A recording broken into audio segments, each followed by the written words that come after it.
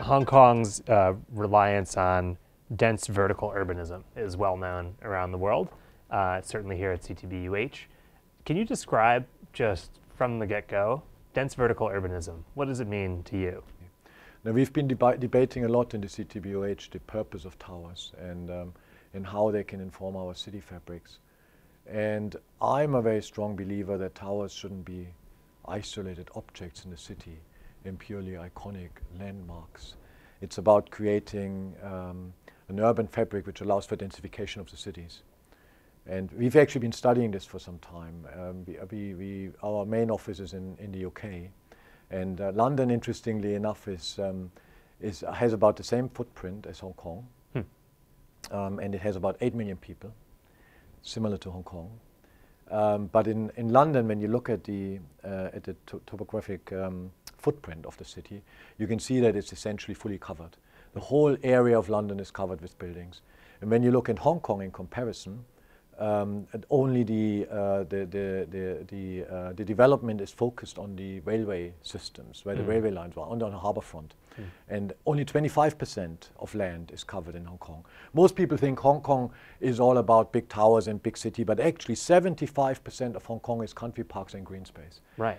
Which is phenomenal. And it basically means when you live in a tower in the city, within 5 minutes you can be in the mountains and in totally rural land.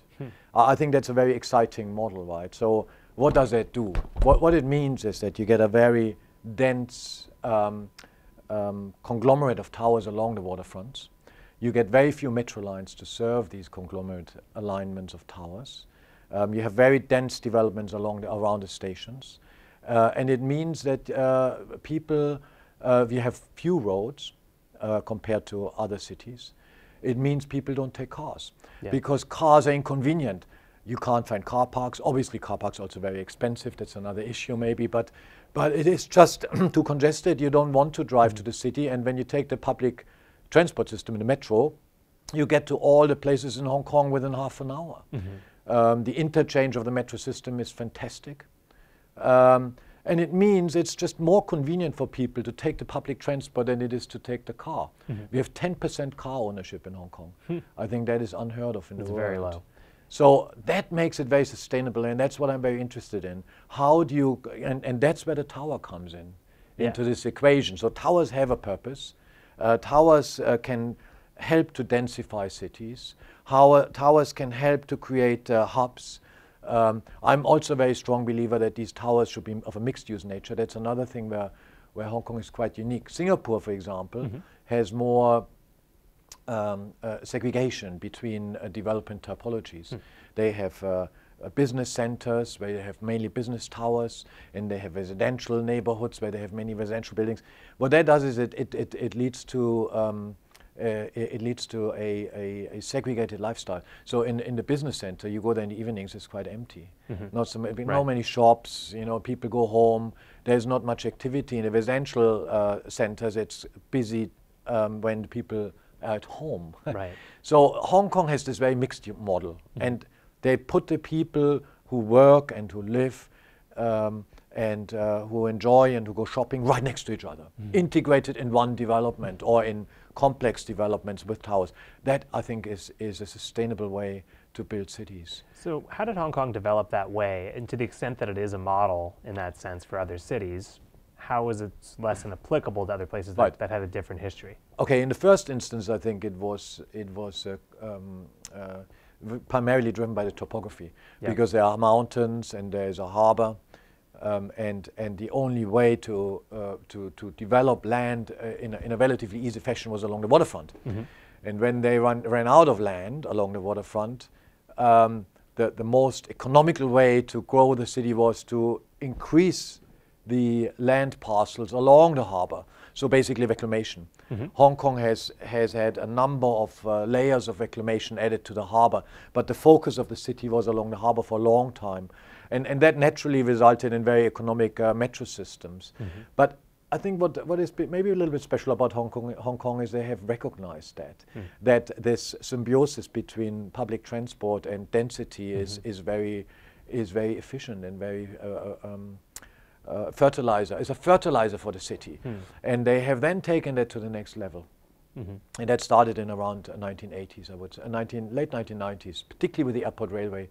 The airport was right in the middle of the city, and that was exciting, but it created challenges. So the airport had to be moved out, and but it was clear that the airport wanted the primary connection from the airport to the city was going to be the railway. That was set out from the beginning. Have you been to Hong Kong? No, I haven't. So when you arrive in Hong Kong airport and you don't think about where you're going, you just keep on going straight. It's also a very clear airport from an organizational point of view. You go through the airport, you arrive at the rail. And you have to make a conscious move to go to car parks or to go to buses or so. So the rail is the primary connection. 20 minutes was the target. We can go from the airport 20 minutes to downtown. And so there was a big investment needed for this fairly high-speed connection from the airport to the city. And that was the first time, I think, when Hong Kong really very consciously looked at how do you integrate these stations into the city. And basically, a reverse model was adopted. The stations became the catalysts for new developments. So strategic land parcels were identified, and these land parcels became the new hubs for new districts. And some of them were built from scratch. Kowloon Development is one of our projects, Kowloon Station. That's the second one down the line. That was built in a piece of reclaimed land. There was nothing there. It's called West Kowloon District. And the station was put right in the center. It was the hub. 1.1 million square meters were put on top of the station. And then the city still evolves around it. That took 12 years to build, that particular development. But it became kind of the node for these further developments which occur now in this brand new district. So that idea of using railway as a catalyst for development and actually strategically grow the city around the railway, I think was kind of pioneered in Hong Kong. And that idea, I think, is very valid for most parts of the world. And it happens to a degree now in many parts. It happens in New York. It happens in London, where these residual pieces of land with railway are now being discovered as a resource. And developments occur on top of these railway facilities. So I think I feel is how we should explore this, because it makes cities extremely efficient. It creates a small carbon footprint for the cities. The cities become dense but very efficient, and you can have a lot of land around it, landscape parks, recreational facilities, even agriculture. All of this can happen around these density nodes. So I think that idea is probably extreme in Hong Kong, partially triggered by that topography. But I think the idea of creating a district with a railway as a catalyst is very valid. I could just wonder, one more question, why a city like London or New York, which you just brought up, which also have a long history of transit, which seems to be so key here, didn't have that same level of green space, or that same percentage of green space, the same density as Hong Kong. Is it just the physical constraints of Hong Kong? Or is there some other planning aspect that we could look to and say, here's how you make investments in transit tied directly to dense vertical urbanism? Yeah. No, I think that both New York and particularly London are obviously historic cities. They've grown over centuries, and the tower as a typology didn't quite exist so much.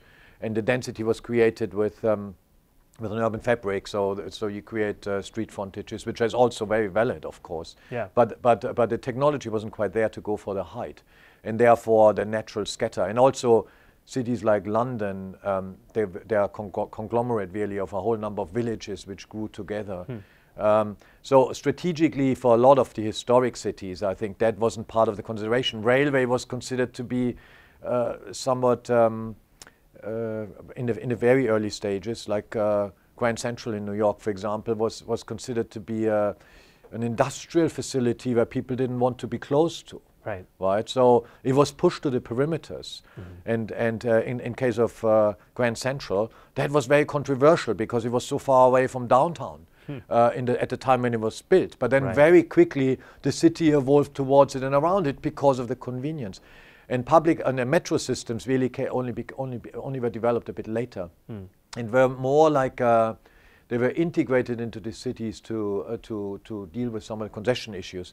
So they were an afterthought. Yeah. And but now I think we have an opportunity, particularly in Asia, where a lot of cities are growing in a dramatic pace, to look at that in conjunction with the city master plan. And that's happening. Like, for example, in Shenzhen, I don't know whether you're aware of that, but in Qinghai, they're building a new district here in Shenzhen for 1 million people.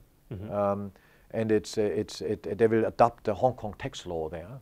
So it's kind of a bit of a balancing district to Hong Kong in some ways, and attract a lot of business there. 1 million people, that's substantial, right? They have cultural district there, commercial district, and more sort of residential, all mixed use, but they have a focus for these different districts.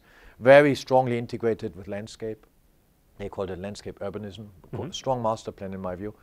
And before they have even started building any towers, they started putting in some of the metros and the road network. Right.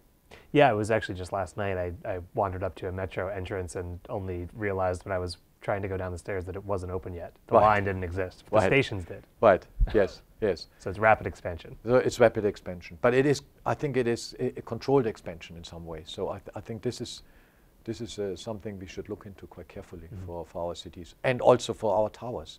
I feel that areas like Pudong, for example, are not successful.